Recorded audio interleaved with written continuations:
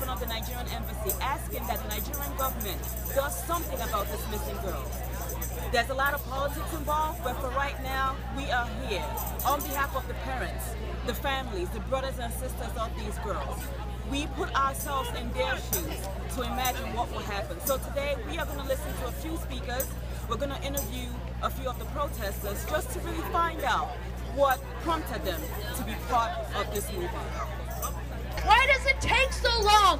Why does it take so many victims? If the international community wanted to shut down Boko Haram, they could do it.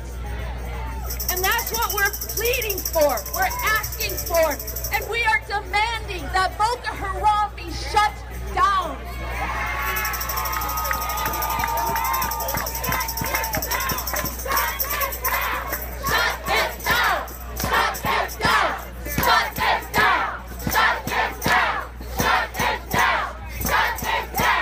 And we're saying no. We want the girls back. We want them home. We want them safe. Don't touch a hair on their head. And they need to go back to being educated. This is the reason why we want the president to do the right thing. Commonsensical thing. We don't want you to perform miracle, but we want to know that you're on top of your game. You're on top of it and you're doing it. And part of it is going out there, getting your military people, going and finding Boko Haram, and be on TV every day informing your folks that everything will be right. All girls matter! All girls matter! All girls matter! All girls matter! Mean something to our I think we're all here today because we're so frustrated about how little media coverage there has been about this horrific event. I think we all agree that it's horrific and there's nothing to be said about it to convince anyone else it's horrific, but what we're asking for is action, and whether that action is technical help from the UN or from neighboring countries or whatever we can possibly do to help the government of Nigeria find it is why we're here together. I'm just a concerned citizen. I'm a mother. I don't represent any organization. I'm not Nigerian, but it doesn't matter. My 4th grade daughter is watching what's going on. And she needs to know that if she were taken, we would come after her. Every girl needs to know that if they were taken, we would come for them. You see, so really, this is your opportunity, President Jonathan, to please show compassion, show empathy, show leadership, show testicular fortitude, if I can say that.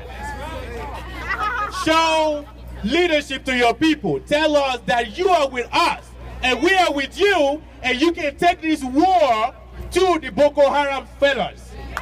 Thank you guys. Thank you all for being here. Well, the international world needs to know, because we might need some support to actually legitimize whatever we have to do. We might also need some support to militarily for whatever the government needs to do. It's just ample time the government reacts to Boko Haram. They've done all the logistics and all the diplomatic measures they can, so it's proper time they react now. Yes. We must see an end to this. Yes. We must see an end to Boko Haram. Yes! Last year, I spoke in the Nigerian Assembly to the Human Rights Committee. Nobody was bold enough to say Boko Haram must stop. Yes. I did. I was on your national television. Yes. And I said Boko Haram is responsible for the killing of more Christians in 2012 around the world than any other terrorist organization behind the Taliban. Just based on the location.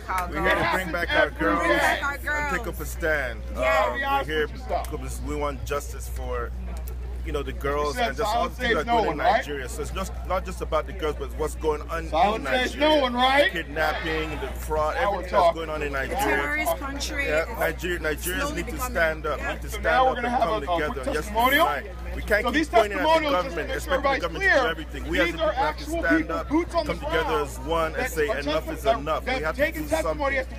No more apathy. All this political and tribalistic and all the other religious stuff, we got to stop it. We got to come together. We are Nigerians. It's one Nigeria. As a Nigerian American, I was very troubled when I first heard the news. I feel like as women, we are under attack globally, and the abduction of over 300 girls initially, and nobody seemed to care, was very problematic for me. I am really disgusted with the way this has been handled. I think that it shows that we're not doing enough for women in general. We need to realize that the core of the problem in Nigeria is corruption. You know, the Nigerian government, the executive, the legislatures, you know, they're not willing to do what it takes because they're entangled in corruption. It's like they're all about the distribution of wealth, you know, sharing wealth amongst themselves and their cronies. So they're not paying attention to what the masses are saying.